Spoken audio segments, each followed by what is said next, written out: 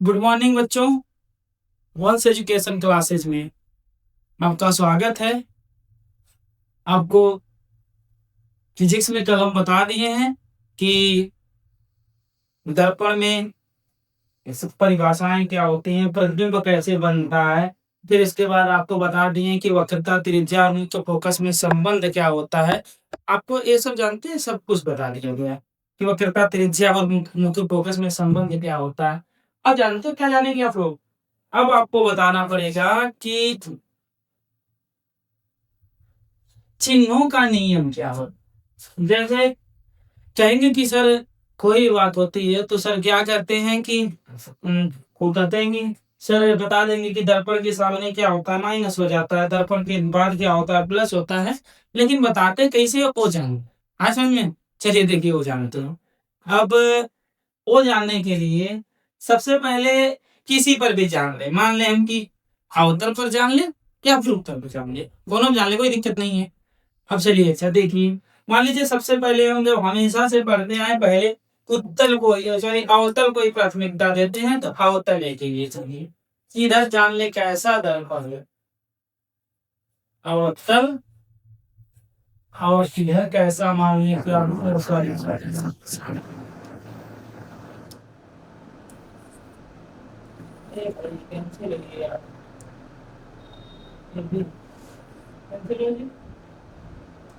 चलिए मान ले इधर क्या है, अवतल क्या है, अवतल दर्पण, और इधर क्या है, उत्तल दर्पण। दोनों साइड दो दर्पण, एक साइड आपका अवतल दर्पण, दूसरी साइड आपका उत्तल दर्पण। अब अच्छा ही बताइए, आपको ये भी बताया गया है कि अवतल दर्पण क्या होता है और ये भी बताया गया है कि उत्तल दर्पण क्या होता है। आपको बताया गया कि नहीं? तो बताया गया। तो अवतल दर्पण के लिए हम चले,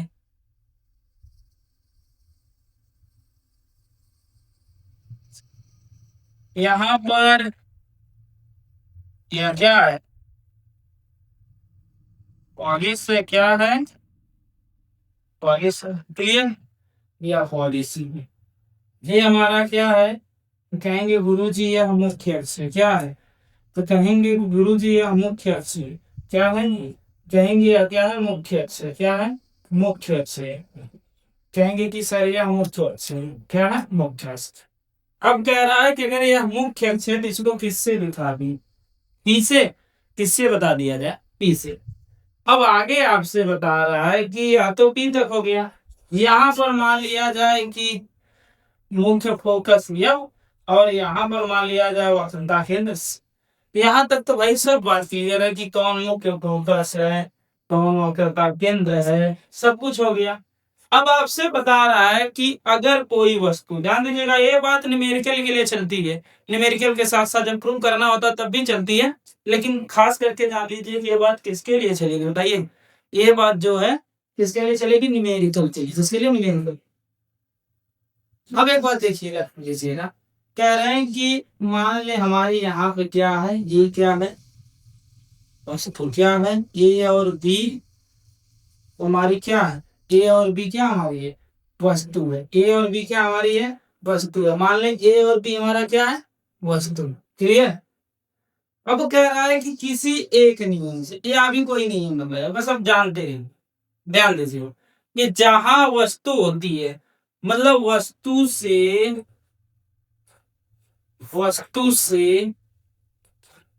दर्पण का ध्रुव, वस्तु से दर्पण का ध्रुव, बताइए वस्तु से दर्पण का ध्रुव क्या कहलाता है, बताइए। अगर हम कह दें वस्तु से दर्पण का ध्रुव, तो बताइए वस्तु से दर्पण का ध्रुव क्या कहलाएगा, बताइएगा। कहेंगे पता नहीं सर, एक तो बात है, ध्यान देना कि वस्तु से दर्पण का ध्रुव, या फिर वस्तु से कहेंगे, ऐसे भी कह सकते हैं कि वस्तु से दर्पण तक की दूरी, सॉरी दर्पण के ध्रुव तक की दूरी, कि ध्रुव तक की दूरी बताइए। वस्तु से दर्पण के ध्रुव तक की दूरी, वस्तु से दर्पण के ध्रुव तक की दूरी क्या कहलाती है? यू से, इससे दिखाई जाती है यू से। लेकिन बात है कि यह है किधर, ध्यान दीजिएगा। यहाँ से ये हमारी वस्तु है, यहाँ से दर्पण के ध्रुव तक, हाँ मान लीजिए यहाँ से दर्पण के ध्रुव तक, कहाँ तक? दर्पण के ध्रुव तक। यहाँ से जो दर्पण के ध्रुव तक, मतलब यहाँ से अगर देखा जाए तो दर्पण के ध्रुव तक की दूरी क्या कहलाती है? यू। वो भी किसमें? माइनस में। किसमें यू कहलाएगी? माइनस में। अब बात है कि माइनस में यू कैसे कहलाएगी? तो ये देखेंगे ना कि अगर माइनस में यू है तो माइनस में यू आ कैसे हो, चाहे प्लस में यू नहीं आ सकता। तो ध्यान देते कि दर्पण के सामने जितनी वस्तु है, चाहे वस्तु हो, चाहे प्रतिबिंब हो, चाहे वक्रता केंद्र, ध्यान दीजिएगा। ऐसा करिए कि उत्तर के लिए पहले अवतल क्या कि इसी को फिर से फिगर अगर बना के देखने, फिर से अगर फिगर बनाएंगे, क्या हमारा अवतल है, कैसा दर्पण है? तो कहेंगे कि सर यह अवतल दर्पण है। कैसा दर्पण है? अवतल। ये इसका P है, ये क्या इसका है? P है। यहाँ पर इसका मुख्य फोकस यप है और यहाँ पर मुख्य फोकस इसका क्या है? यप। और यहाँ पर वक्रता केंद्र क्या है? अब अच्छा यही बताओ कि ये बात तो क्लियर हुई, ये भी क्लियर हुई। इसमें क्या कहें कि हमें पता लग गया कि जो वस्तु रखी थी उसकी दूरी को किससे दिखाएं? माइनस यू से। क्यों? क्योंकि यह दर्पण के पहले थी। अगर दर्पण के पहले थी तो इसको किसमें दिखाएं? माइनस में दिखा दी। अब जानते क्या करेंगे? अब ये वाली दूरी लिखें, इसका मतलब वक्रता केंद्र से P तक, कहां तक की दूरी?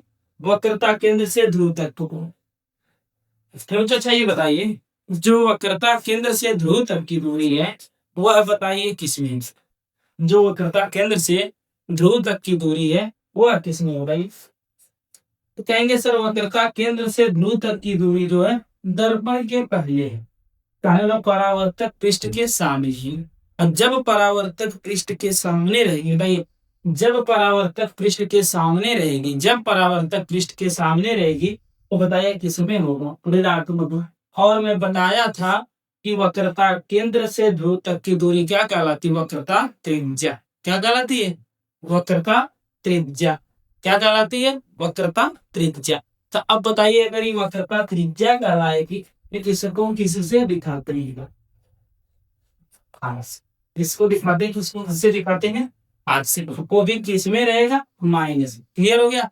मतलब सीधे कह सकते हैं कि अगर अवतल दर्पण में वक्रता त्रिज्या किसमें होती है? ऋणात्मक में। अवतल दर्पण में वक्रता त्रिज्या किसमें होती है? ऋणात्मक में। अवतल दर्पण में वक्रता त्रिज्या किसमें होती है? तो कहेंगे ऋणात्मक में। अवतल दर्पण में वक्रता त्रिज्या किसमें होती है? ऋणात्मक।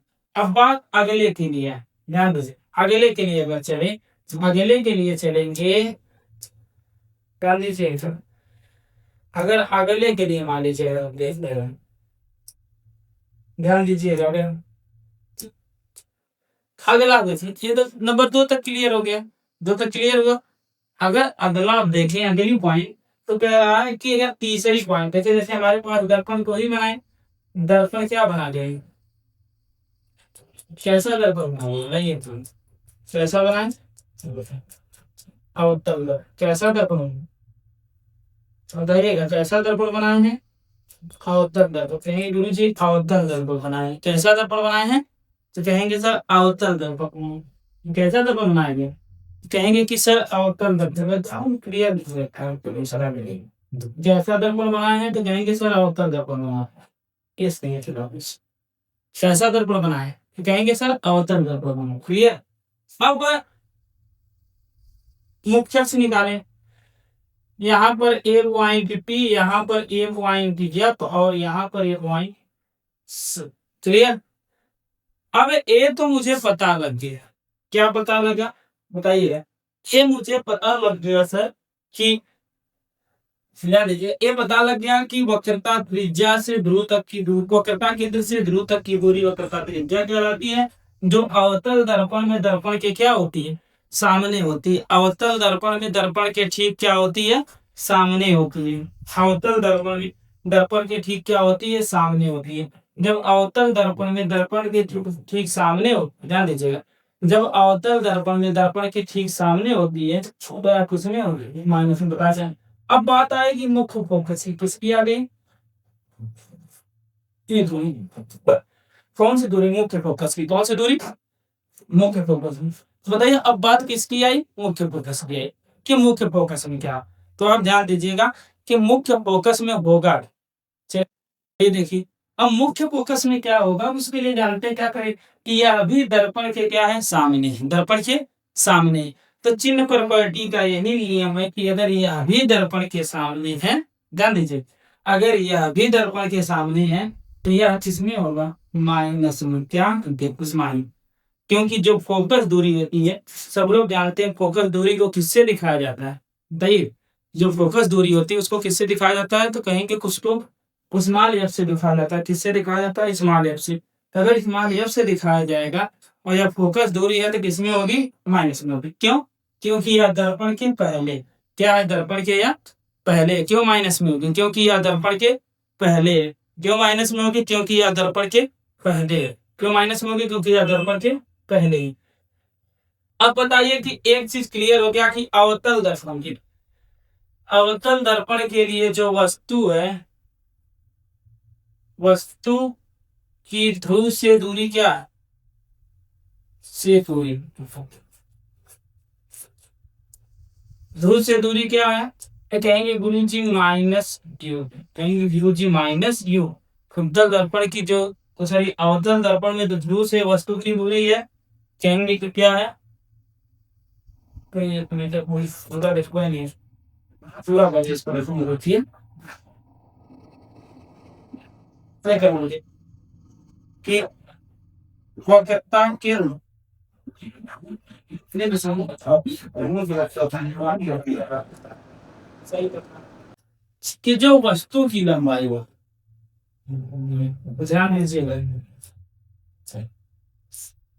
जो वस्तु की लंबाई होती है, मतलब वस्तु की लंबाई कह दीजिए या ऊंचाई कह दीजिए, उसको किससे दिखाते हैं, ओस, ओ मीन्स ऑब्जेक्ट, किससे दिखाया जाता है, ओ से। और जो प्रतिबिंब की लंबाई होती है,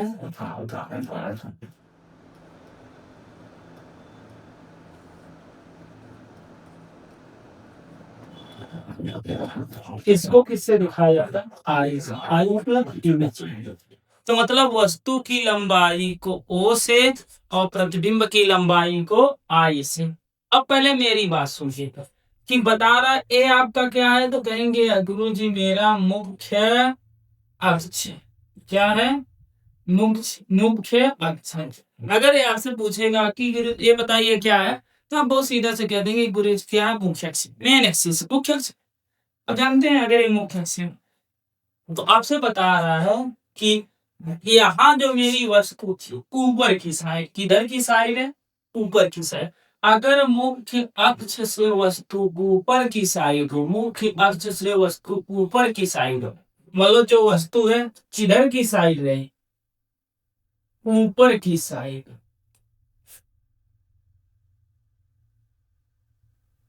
किधर की साइड है, ऊपर की साइड। कहां से, मुख्य अक्ष से, मतलब आप समझे कि अगर मुख्य अक्ष से किधर रहे, ऊपर की साइड, अगर मुख्य अक्ष से ऊपर की साइड रहे तो यह किसमें होती है, प्लस, किसमें होती है, प्लस में।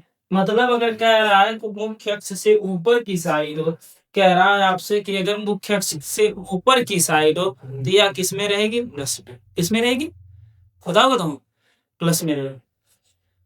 अब अच्छा ही बताओ कि अब यही प्रतिबिंब, प्रतिबिंब क्या है, मुख्य अक्ष से नीचे की साइड, प्रतिबिंब क्या है, मुख्य अक्ष से नीचे की साइड, है ना, नीचे की साइड।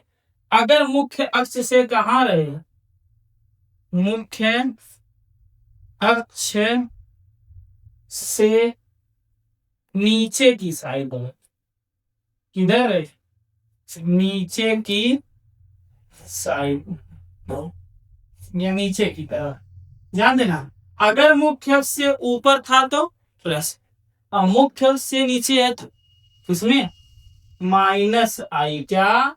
माइनस आई।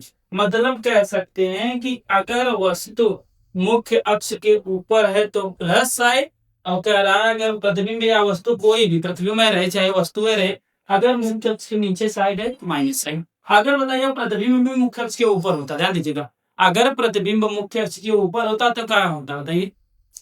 तो कहेंगे सर अगर प्रतिबिंब मुख्य अक्ष के ऊपर होता तो प्लस होता। क्या होता? प्लस होता। अगर प्रतिबिंब मुख्य अक्ष के ऊपर होता तो क्या होता बताइए? कहते हैं सर कि प्लस होता। अगर प्रतिबिंब मुख्य अक्ष के ऊपर होता तो क्या होता? प्लस में होता। किस में होता? प्लस में होता। अब दर्पण की अवतल के लिए तो सब हो गया, उत्तल के लिए देख लीजिए। उत्तल उत्तल दर्पण के लिए चिन्हों का या इसी को कहा जाता है चिन्ह पर पलटी। अब चाहे चिन्हों का नियम कह दीजिए, यह भी आपका सही होगा। चाहे आप चिन्ह पर पलटी कहिए या फिर चिन्हों का नियम कहिए, यह भी आपका क्या होगा? सही होगा। अब देखिए, अब इसमें आप डायरेक्ट समझिए, एक पर आपको मैं सब समझा दूं। कह रहा है जैसे ये आपका क्या है, ये आपका क्या है, कहेंगे सर उत्तल दर्पण है, तो इसे उत्तल दर्पण है। तो यह कहेंगे कि उत्तल इसीलिए है क्योंकि इसके परावर्तक जो भाग हैं वह उभरे हुए हैं, और जो पॉलिश किए हुए भाग हैं वो कैसे हैं? दबे हुए। कैसे हैं? दबे हुए। अब ध्यान दीजिएगा, मुख्य अक्ष निकाल देते हैं। यहाँ पर हमारा क्या हो जाएगा? पी। अब मेरी बात सुनिए, मैं आपको अवतल उत्तल दर्पण बहुत बढ़िया बताया हूँ। इसमें मुख्य फोकस वक्रता केंद्र, इसमें आपको मैं बताया बहुत बढ़िया समीकरण, किसमें? मुख्य फोकस और वक्रता केंद्र। इसमें मुख्य फोकस और वक्रता केंद्र क्या होते हैं बताइए? इसमें मैं आपको बताया हूँ कि इसमें मुख्य फोकस और वक्रता केंद्र, इसमें मुख्य फोकस और वक्रता केंद्र क्या होते? दर्पण के पीछे कहाँ होते हैं? दर्पण के पीछे कहाँ होते हैं? दर्पण के पीछे। तो आप इतने जान लीजिए कि जो दर्पण के पीछे होते वह सदैव क्या होते हैं? धनात्मक होते हैं, पॉजिटिव होते हैं। क्या होते हैं? पॉजिटिव। अब बताइए, अगर जो दर्पण के पीछे होते हैं वह कैसे होते हैं? पॉजिटिव होते हैं। कैसे होते हैं? पॉजिटिव। कहेंगे सर वो कैसे होते हैं? पॉजिटिव। तो बताइए यह भी दर्पण के पीछे है, यह भी पॉजिटिव होंगे ना। मतलब अगर हम कह देंगे कि इसकी वक्रता त्रिज्या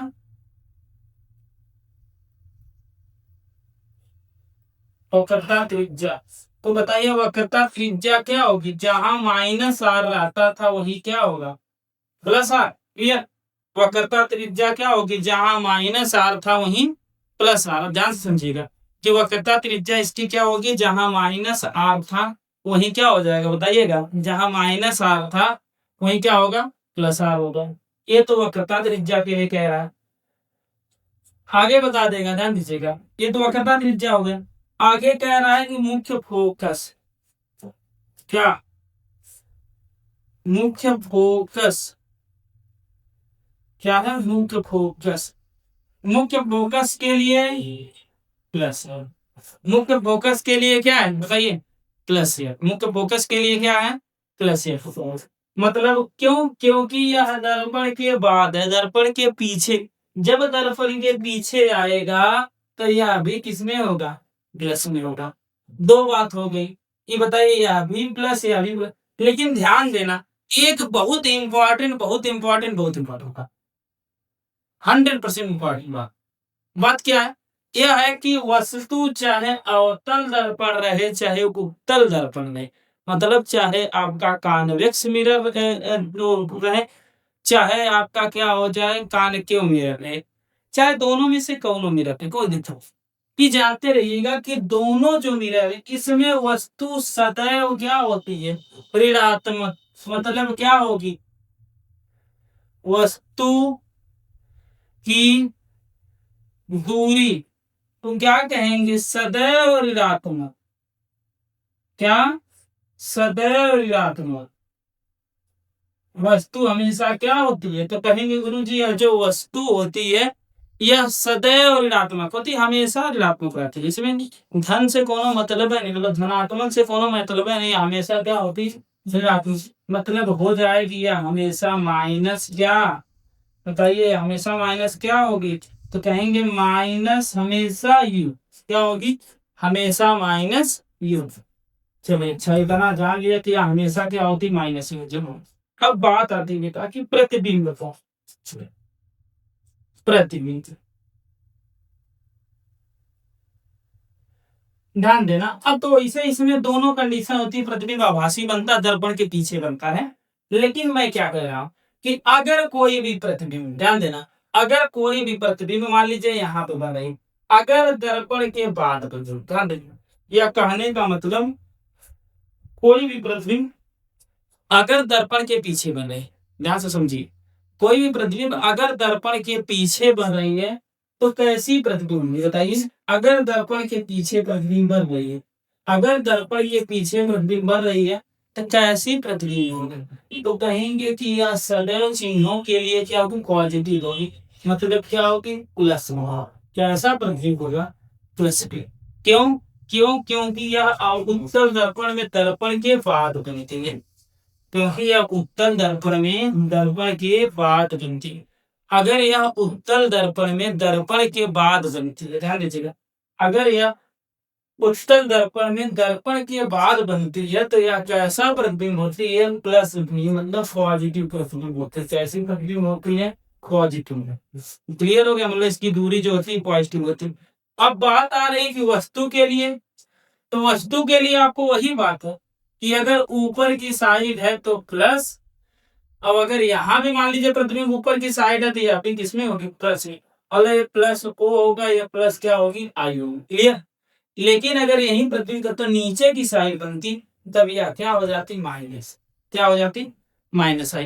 तो ये आपके प्रतिबिंब जब आरेख पढ़ेंगे, मतलब जब आप प्रतिबिंब बनाएंगे किसी को, तब उसमें आप देख कर क्लियर कर लेंगे कि अगर प्रतिबिंब ऊपर बन रही है मुख्य अक्ष से तो प्लस होगी, और मुख्य अक्ष से नीचे बन रही है तो प्रतिबिंब क्या होगी, माइनस होगी, लंबाई उसकी। लेकिन कह रहा है कि अगर दर्पण के बाद हो रही है, ध्रुव से दर्पण के बाद जा रही है तो पॉजिटिव, और ध्रुव से दर्पण के पहले आ रही है तो निगेटिव। क्लियर हो गया। हम आपका देखिए इतना हो गया, एक बार ऐसे समझ लीजिए मुरली, ध्यान दीजिए। अब कोई एक उत्तर दर्पण दोनों पर एक साथ आपको बता देते हैं, एकदम ओरली समझिए कि एक साथ दोनों पर चिन्ह का नियम क्या है, एकदम आप ओरली समझिए। चलाएंगे अगर यहाँ पे बी, एफ और यहाँ पे सी, तो ये अब आप एक साथ जानिए, एक साथ जानने का मतलब है कि इधर इस बना लीजिए अवतल दर्पण। कैसे दर्पण भैया, ये अवतल दर्पण है। कैसे दर्पण, तो कहेंगे सर ये अवतल दर्पण है। यहाँ पे क्या है, बी है, यहाँ पे एफ है और यहाँ पे सी। ये कैसे दर्पण है, ये हमारे अवतल है, ये अवतल दर्पण है, ये क्या है, उत्तल। क्या है, उत्तल। मतलब एक हमारे अवतल दर्पण है, दूसरे हमारे क्या है, उत्तल दर्पण है। एक हमारे अवतल दर्पण है, दूसरे हमारे क्या है, उत्तल दर्पण। अब आपसे सीधा सीधा समझिए कि अगर यहाँ वस्तु है, वस्तु इतनी बड़ी है कि ये भी है, तो जो वस्तु की लंबाई होगी वह किसमें, अब इसे समझिए, ये प्लस में होगी। वाह, वस्तु की ध्रुव तक की दूरी क्या होगी, माइनस। वस्तु की ध्रुव तक की दूरी क्या होगी, माइनस।